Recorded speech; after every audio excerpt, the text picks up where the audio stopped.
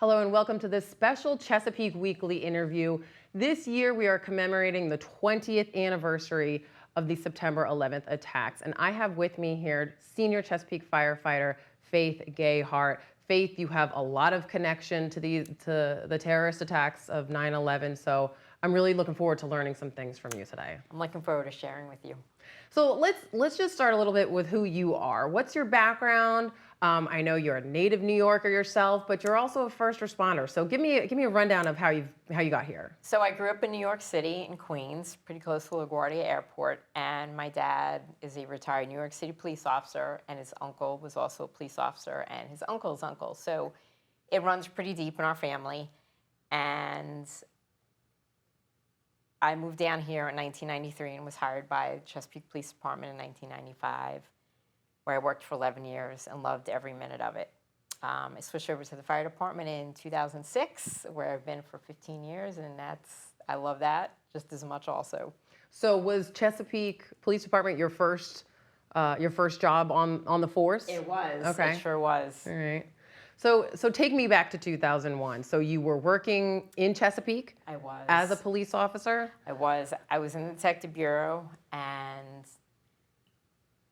I was off on the 10th, and I had gone out of town with another police officer. We had gone whitewater rafting in West Virginia and got home at about 5 o'clock in the morning and went to sleep, and my phone started ringing, and I answered the phone at about 10 o'clock, and a friend had called, and she was screaming, and all I heard was, "Is your family okay? We just went to war." And I remember thinking, what are you talking about? She's like, "Turn the TV on." And that's when I had seen that the towers had been struck in the Pentagon, and that the towers had...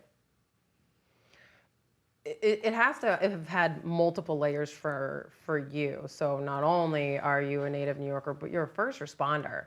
So in those initial moments, what were your first thoughts? Was your thought, I got to go help? Was your thought, where's my family? I mean, like, what was your reaction? My first thought was, my home has just become a battlefield. My home has just been destroyed. New Yorkers consider the Twin Towers the pillars of strength, and they're gone. And I remember looking at the TV thinking, everything that was is now gone. My home is gone. My world's been turned upside down. I don't know where my family is. I don't know where my friends are. And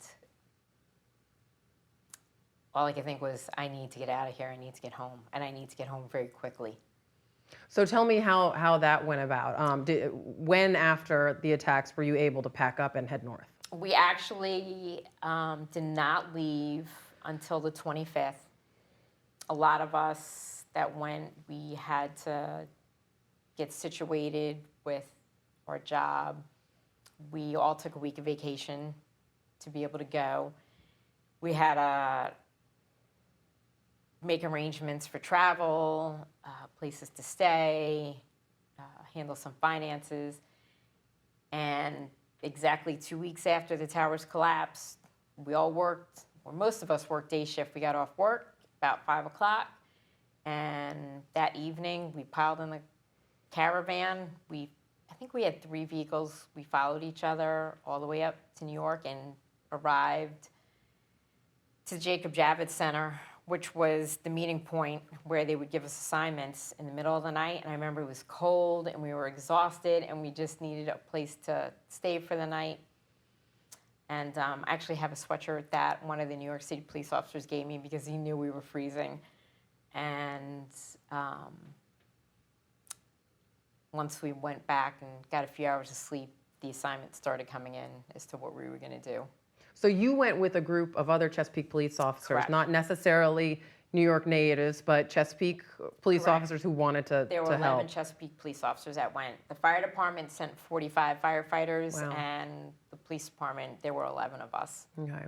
So how does this even work? I mean, you have to respond to the center where you get your assignments from, but how do you know where you're going to sleep? How do you know where you're going to get food? You know, how do those logistics work? We didn't even know. We got to the Jacob Javits Convention Center and said, "We're here to help. Tell us, what we can do to help, where we need to go, and where we can get some rest in the evenings." And they directed us to a hotel, and they said we were going to work at the 6th precinct, which is where the bomb squad was, where they lost 2 officers. One was a detective, the other was uniform patrol, and they asked us to respond to that next morning. And the one thing that I remember was, I don't remember if they shuttled us in that morning. I don't remember taking our vehicles, but what I do remember is driving down the West Side Highway, and it was still dark out, and the streets were lined with people standing there with signs, just yelling and cheering, and they had these signs that said, "We love you," and "Thank you," and "You're our heroes." And I remember thinking, we're not heroes, we're just trying to help. We are blessed that we work in jobs where we can help where other people want to help, and they don't have that access. Mm-hmm. So I felt like I was given a gift by having the career that allowed me to step foot into that war zone to help out in whatever way we could. So how did you help? What were you doing in those days? When we got to the precinct, they said, "Listen, we've been here 2 weeks and we've got 2 guys missing. Mm-hmm. We know you guys want to work on the pile, but we need to be on the pile looking for our people. So if you could stay here." The block was shut down because it was the bomb squad. And they said, "We need people at every corner 24 hours a day watching this block and controlling who has access," because it was also a residential area. So people that lived on that street still had to be able to come and go. Officers had to be able to come and go. And we had to identify everybody that accessed that street. So they took us down to the pile multiple times, and when we weren't down there, we just controlled the foot traffic and made sure. I think it's easy for people who are not in, the first response business to forget that there's so many parts that you didn't see on the news that had to be dealt with. Right. There was also still a city to run and still. Correct.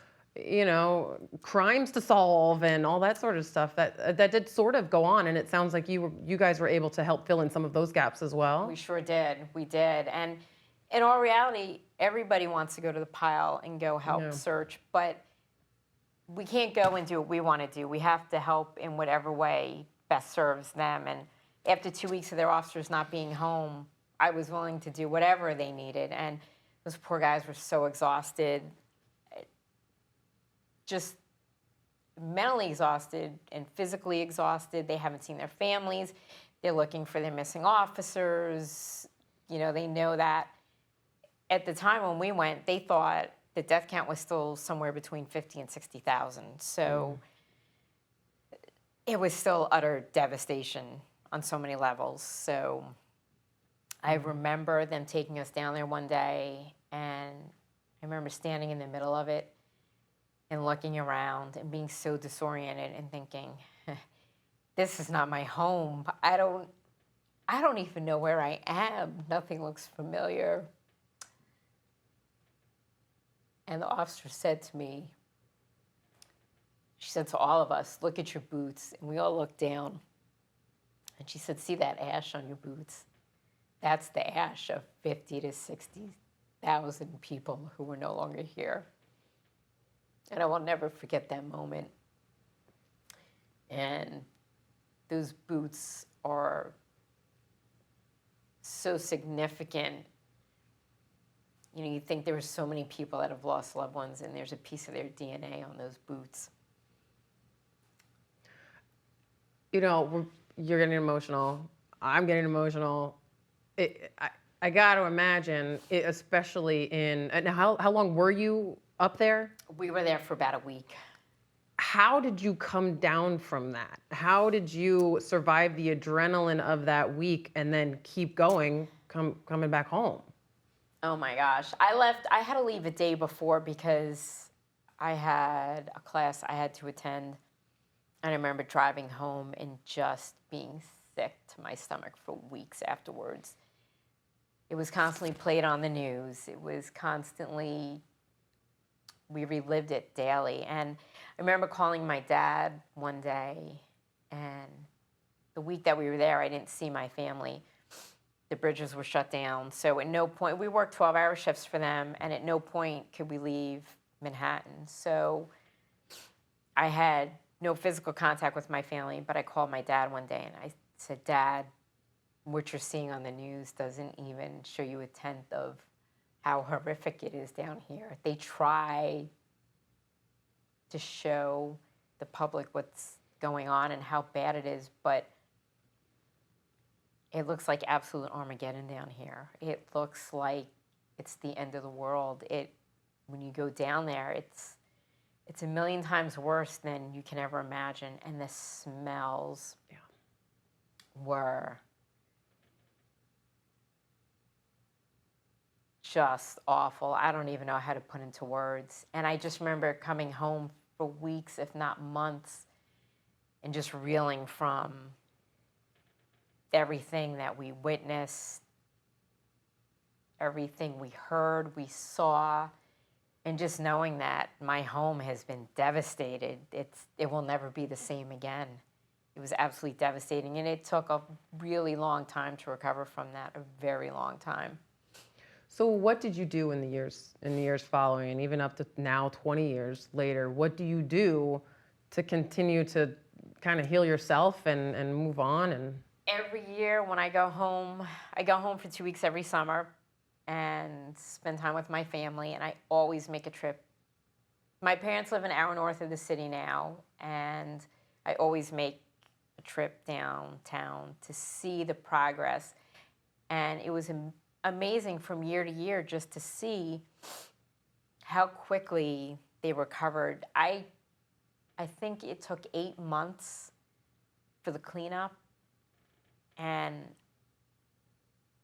I could not wrap my head around the fact that there was that much destruction and they were able to clean it up as quickly as they did. Those guys worked so hard every day in and day out, to just clean it up. And then the rebuild was amazing. And to go back each year and to see how much has been rebuilt, from new buildings going up to the memorial pools that are in the footprints, of where the towers were, and to see the names engraved all around the pools is just, they've done an amazing job. It's absolutely the perfect way to memorialize all the souls that were lost that day.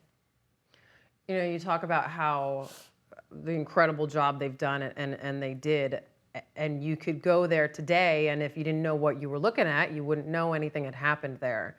And there is a whole generation of kids, even young adults at this point, who were not even alive when this happened. So what do you hope that you can continue to pass on to that generation who's really only going to know about this by reading it or hearing about it in history class? My son is one of them. He just turned 18 this summer, and I want him and everybody, every young person that was not here for that, to know that there were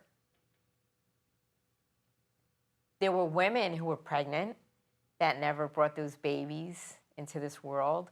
There were police officers, there were firefighters, there were New York City Port Authority officers, there were people that were just living their lives, going to work, that never came home. That over 3,000 people perished that day, and they have loved ones, they have parents, they have siblings, they have children. They have children who were babies that never got to hear their voice. They never got to witness their babies' graduations, see their children get married, graduate high school, hold their grandchildren. And I want them to know that those lives mattered, and that they had stories, and their loved ones are suffering this immense loss that you never recover from. Never. You've continued to serve. Yes. You've continued as a police officer and now as a firefighter. What do you take from that experience in just your everyday Chesapeake response as a firefighter? It's hard. We had 3 firefighters who went to ground zero. 3 of them developed cancer. All 3 of them are on my shift. 2 are gone. 2 we've lost since 2016. 1 is still here, thank God. But these are firefighters that we live with, that we fought fire with, that we saved lives with on the ambulance, that I ate dinner with. We sat around the table laughing and joking and sleeping in the same station every night, and they're gone. And they had children, and they had spouses, and their families have lost them, and their fire department families lost them. And that's a very tremendous loss. And yet we celebrate Patrick Martin, who goes to work every day that I go to work, and he's still here, and we're so thankful that he's still here. And we just want to carry on Bill and Heather's memory. I want to carry it on till my last breath, and I want to celebrate Patrick's life and that we still have him here. Yeah. Well, Faith, I want to say, from the non-first responder side, we are so grateful for you and for the men and women who you work beside every single day, even when all you guys do is hang out in the station, because we know you're going to be there when we need it. Faith, thank you so much for sharing your story with us today. This was very moving. I appreciate it. Thank you for having me. I really appreciate the opportunity.